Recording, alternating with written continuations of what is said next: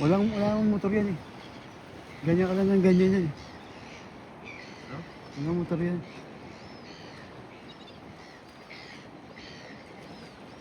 Ah, meron na.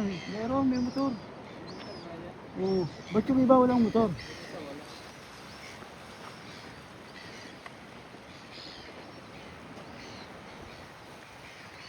Ah, yun. Binabaliktad pala yun. Ayun lang. Yun, oh.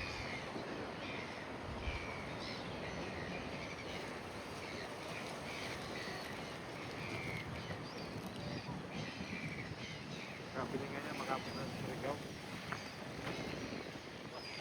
Sa atin ang pumilot.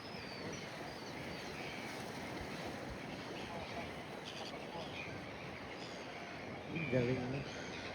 Kano kaya yan ano? Sarap yan. Karoon lang yan. Maliit lang eh.